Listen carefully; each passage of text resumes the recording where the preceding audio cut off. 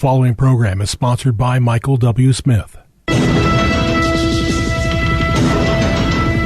views expressed on the following program are those of the host and not necessarily those of staff, management, or ownership. Phoenix, Arizona, America, Brother Mike. Yes, I'm back on the radio. You are about to listen to the nastiest Christian radio broadcast in the whole country. You're going to hear the truth, the whole truth, nothing but the truth, and we don't care who likes it, period. We never have. Welcome to the program, friends. Today's Bible study, Satan's New Worldview. Yep, I got another Barna survey for you. I wanted to share it with you. Kind of interesting. If you'll call somebody, tell them the radio program's on, much appreciate. I'll make a couple of announcements while you make that call. Thank you for tuning in today. This is Brother Mike. I'm the professional counselor at the Arizona Deliverance Center. We're downtown, 15th Avenue, just south of Osborne Road. I've been a professional counselor in the state of Arizona now for 38 years, if you can believe it. Been on the radio for 18 years, which is a big thank you to our KXXT Christian radio listeners. Appreciate you guys so much, and thank you for all your support and all your kind donations. The PayPal button, of course, is always ready to go on the website. We also have an app you can put on your phone now to donate if you'd like. That's on the website. Thursdays and Fridays is our live services. We're still open during the COVID-19 crisis. Friday night we're having another anointing service so that you won't get the COVID virus. That's my teaching service Friday night, 7 o'clock. It's broadcast live on youtube.com/House of Healing AZ. That's our teaching channel. And on Thursday nights is our healing room, no appointment necessary. Brother Rick and the ministry team are absolutely killing that service. We do practice social distancing during the services, however. So, when you sit down in the meeting, make sure you're, 5-6 feet away from somebody else. That would be fine. No problem there. Sister Karen's still on the front page of the website. She's still selling people's homes. God bless you. She loves to work with born-again Christians. And you can sign up for our next free seminar, which is the last Friday of April. Satan's Worldview. Here it is. There's a new Christian university in the Valley. It's relatively new. Arizona Christian University. They're up at 59th Avenue and Greenway, I believe it is, or 57th Avenue, something right up in there, right near in that area in Glendale. They're working with the Barna Group. They do surveys, and here's an interesting one that came out, and I'll tell you what, America is in big trouble if this Barna survey is accurate.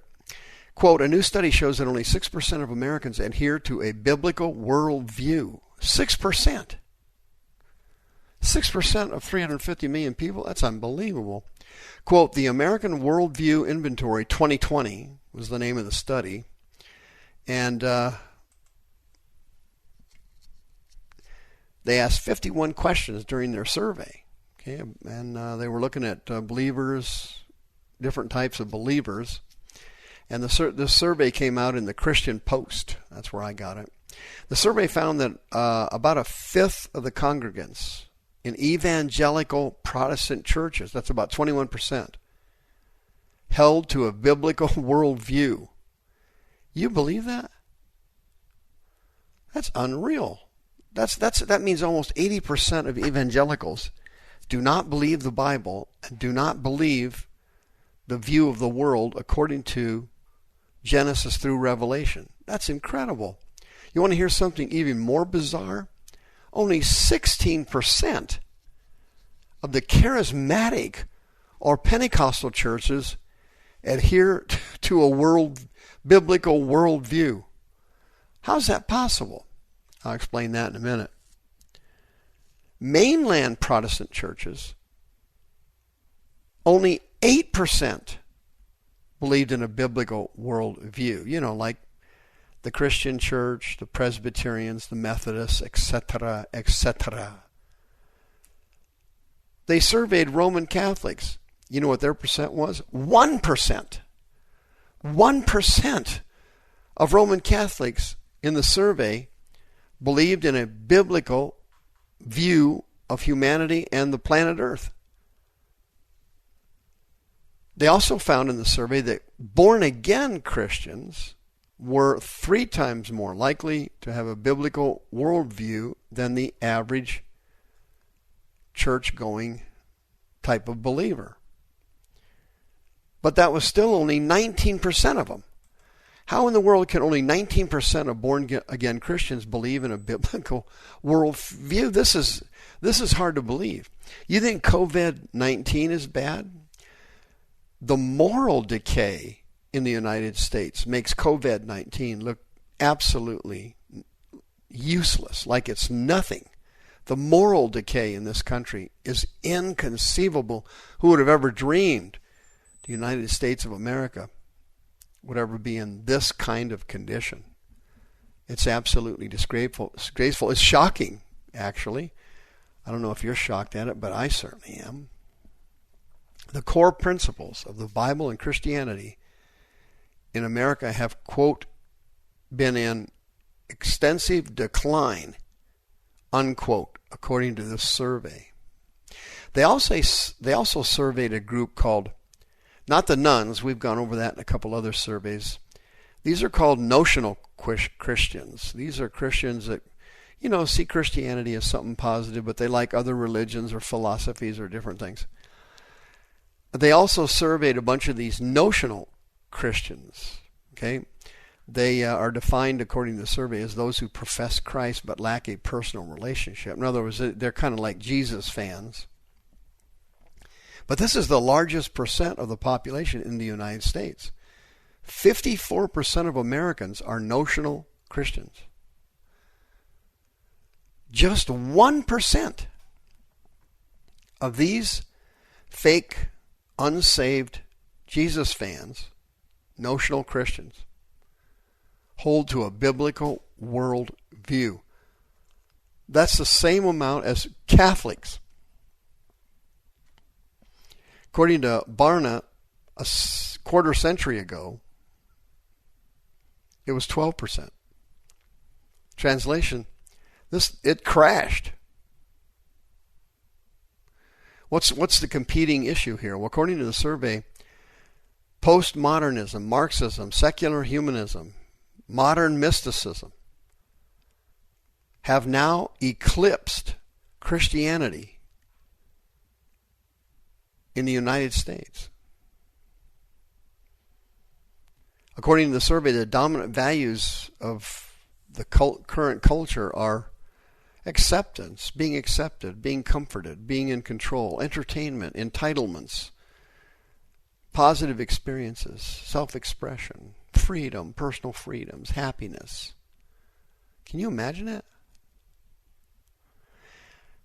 Quarter century ago, the results of their survey showed that the current values back then used to be things like civic duty and hard work, employment, humility, family, faith, church, the rule of law, things like that.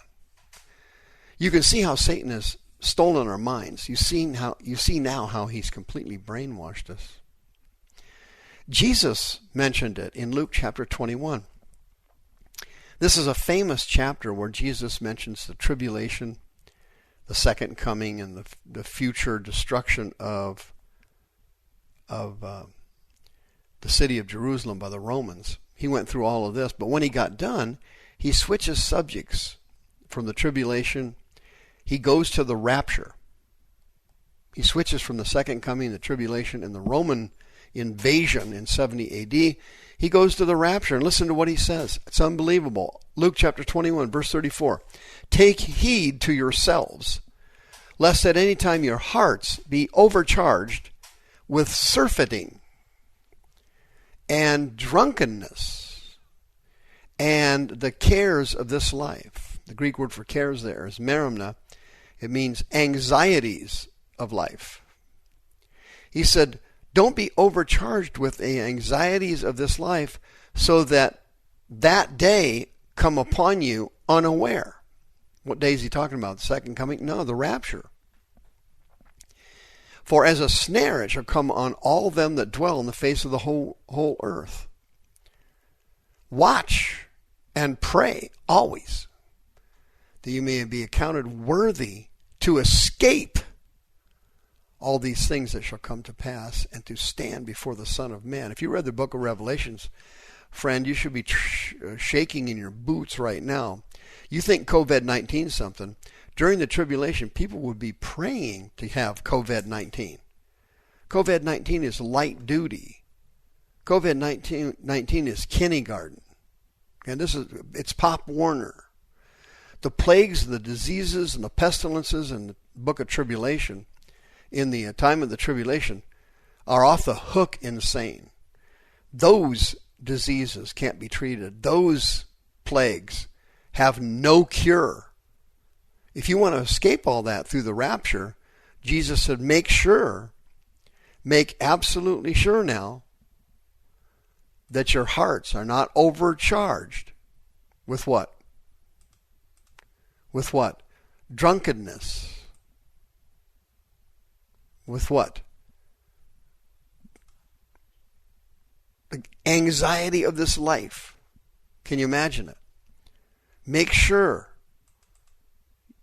What is surfeiting? It says surfeiting in the King James Bible. What is that thing? That's a weird word, isn't it? Yeah. Strange. Krypale. That means to have a hangover from drug or alcohol use. Don't let your senses be dulled. Don't be anxious or filled with fear. Why not? You could miss the rapture and have to go through the tribulation, friend. 1 Timothy chapter 4. The Spirit speaks expressly, clearly, in specific terms. In the latter times, some shall depart from their faith. They will give heed to seducing spirits and doctrines of devils. That's the King James Version. Didaskalia is the Greek word for doctrines there. It means teachings of devils. That's the Greek word daimonion. It means demons. For they will be speaking lies and hypocrisy. They will have their conscience seared with a hot iron. The Greek phrase there for seared with a hot iron is kateriazo. It means to, where we get our English term, to cauterize. They have no conscience anymore. They have no conscience anymore because their consciences are sealed. They're sitting around listening to teachings from demons. They're listening to seducing spirits. They are leaving the true faith. People are losing their salvation left and right in the latter times. Why? Because they're listening to teachings from demons. They're listening to seducing spirits. They're living in hypocrisy. Their consciences are seared. Friend, come for prayer. Come now.